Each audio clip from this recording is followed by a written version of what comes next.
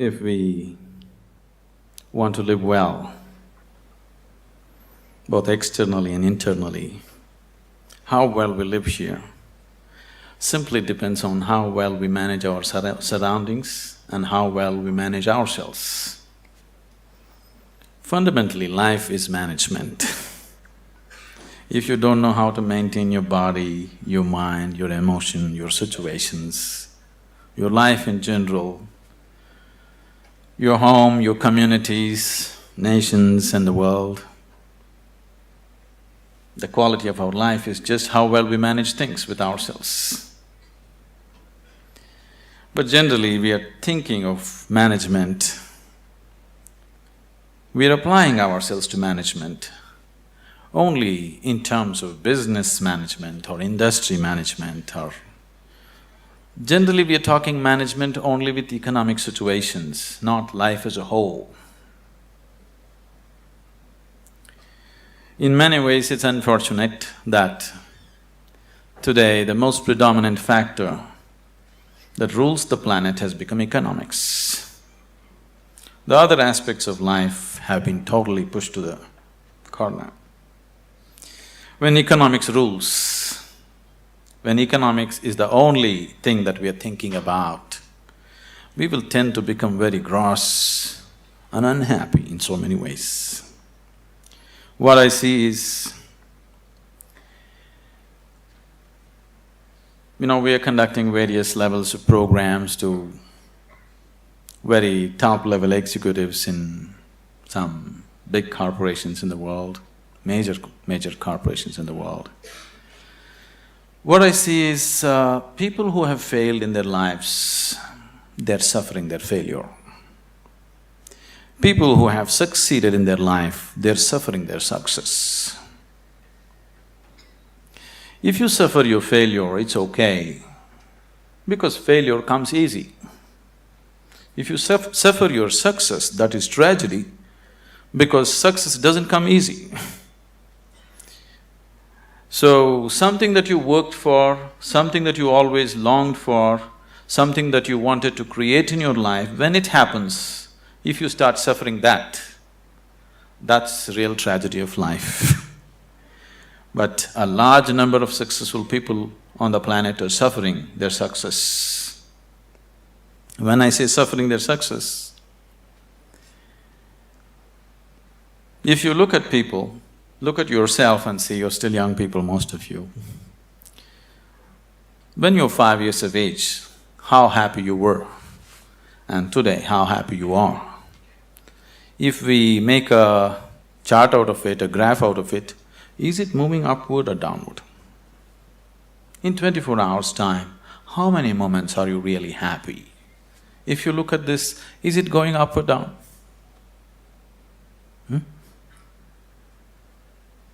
Is it going up or down? Down. So that means you're a bad manager. Because after all, everything that you did in your life is in pursuit of happiness, isn't it? All that you're doing in your life, you're doing it because you believe that is your happiness. You educate yourself, you pursue careers, you build families, you run after your ambitions. So many things you do because somewhere you believe fulfilling those things will bring you happiness. After doing all that, if happiness is not multiplying, it is going down, that means you are a bad manager of yourself. Anybody who does not know how to manage his own body, his own mind, his own emotion and his energies, if he is managing outside situations, he is only managing them by accident, not by intent, the way he wants it. Because if you do not know how to manage your mind, how to manage your energies, how to manage your interiority, managing the outside is bound to be accidental. When you manage situations by accident, you exist as an accident. When you exist as an accident, you are a potential calamity. When you exist as a potential calamity, being anxious all the time becomes a natural part of life. Anywhere you go today, people are talking stress management. Especially a few years ago when I first went to United States, wherever I go, people were talking stress management. I could not understand why anybody wants to manage his stress. I can understand you want to manage your business, your finance, your family, your property, whatever, but why would you want to manage stress? It took me a while to understand these people have come to the conclusion that there is no other way to live. Somehow people have come to the conclusion that if you do things in the world, you're bound to be stressful. One is not stressful because of what they're doing. One is stressful because he's a bad manager of himself. He doesn't know how to manage his own systems. That is why he's stressful. It is not the nature of the job which makes one stressful. You ask a chaparasi, he is also stressful. You ask the top executive, he is also stressful. Everybody believes their job is stressful. No job is stressful. If you have no control over your own systems, you will be stressful. Whether you do something or you don't do anything, isn't it so? See, management means… fundamentally, management means we want to decide the course of our destiny. That's management, isn't it? We don't want to live here by accident. We want to take our lives where we want to go. That's management, isn't it so? If you're managing by accident, you are not a manager. Without you, things will run better. So once you say, I'm a manager, that means somewhere you have decided that you want to go in a particular way. You want to have a certain kind of situation, both inward and outward.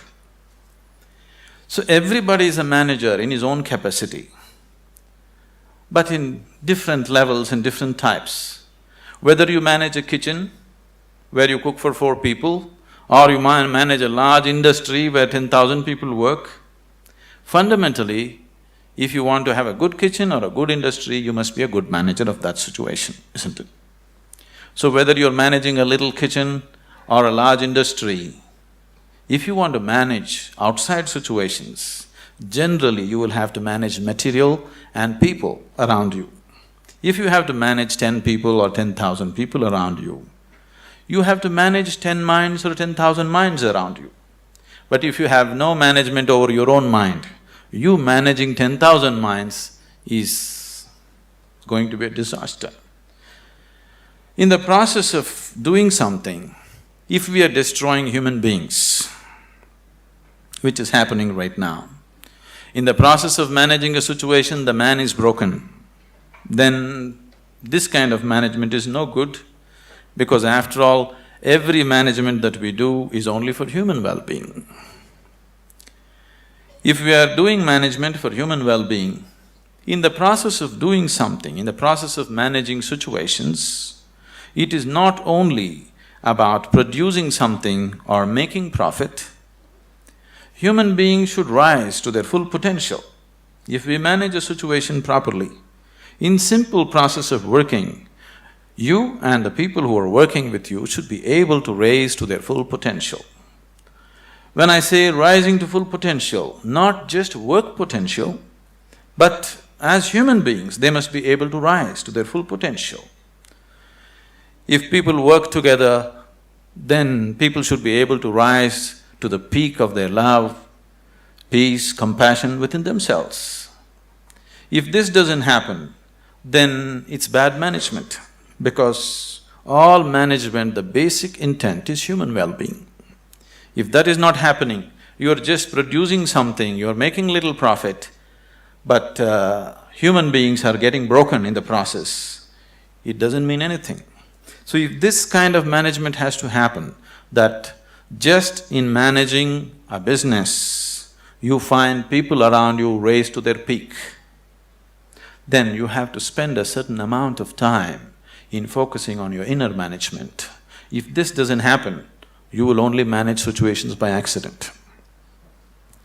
A lot of people have understood management as a way of throwing their weight around. Can I tell you a joke? Are you okay?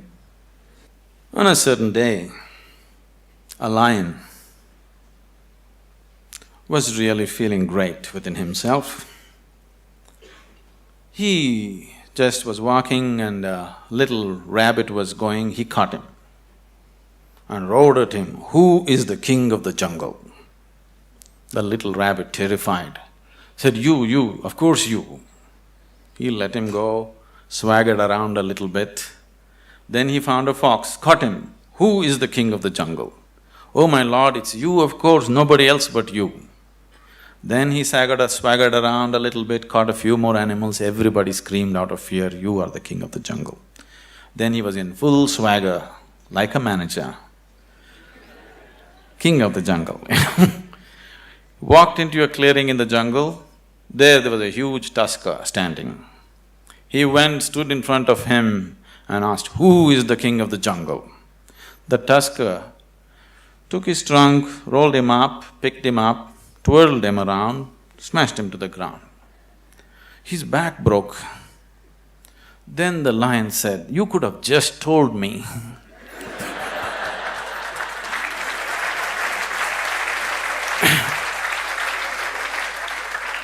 But the tusker said, "You see, I had to make my point." So, lot of people generally are thinking management means just throwing their weight around. Throwing your weight around is not management, any fool can do that. If you manage a situation, not just things happening there, people should feel elevated, just being in that space. Otherwise, it is not management.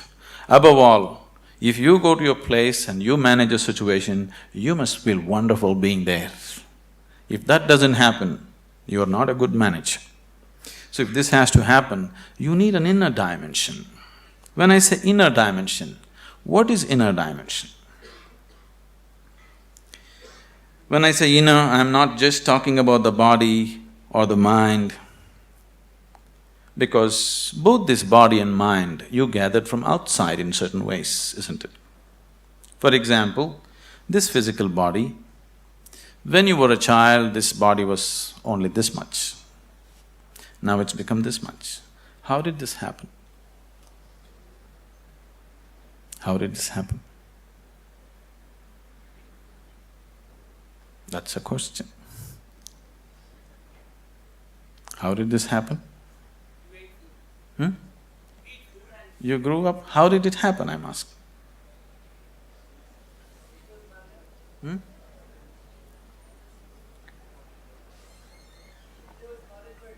I'm sorry? How did it happen? How did all this body happen? Food that you ate, isn't it? What you call as my body is actually a heap of food that you gathered. What you call as food is just a piece of earth that you convert it into food and make it into body, isn't it? So this body is just a heap of food that you gathered over a period of time. What you call as my mind is a heap of impressions that you gathered from outside. Now you have a heap of food and a heap of impressions. If this much gathering has to happen, something more than this must exist, isn't it? If you are capable of gathering such a large body and so much mind, there must be something more fundamental than this. But that never comes into your experience. You're just lost in these two heaps, trying to make some sense out of it. Now, as there is a science, as there is a management science for external well-being, there is a management for science for inner well-being. It is just that most of the time we have not approached it scientifically, we're just believing by doing something, somehow everything will be okay. Right now, people are thinking by educating themselves they will live happily ever after, which you will discover after some time it's not so. By getting a job, they think they're going to be happy ever after, which you will discover it is not so. By making money, you think you're going to be happy ever after, you will discover it is not so. Somebody thinks by getting married they're going to be ever after, and they know it is not so. So, you're trying to somehow fool yourself into believing that by doing something everything will be okay. Though repeatedly it has let you down, still you believe that something else, some other miracle will make everything okay. It'll not be okay. It once happened. On a certain day, a bull and a pheasant were grazing on the field. You know a bull? A pheasant, a bird. The bull was grazing on the grass, the pheasant was picking ticks off the bull, they're partners, Then the pheasant looked at a huge tree which was at the edge of the field and very nostalgically said, "Alas, there was a time when I could fly to the topmost branch of the tree, but today I do not have the strength even to fly to the first branch of the tree." The bull very nonchalantly said, "That's no problem. Eat a little bit of my dung every day. You will see, within a fortnight's time you will reach the top of the tree." The pheasant said, "Oh, come off it. How is that possible?" The bull said, "Really, please try and see.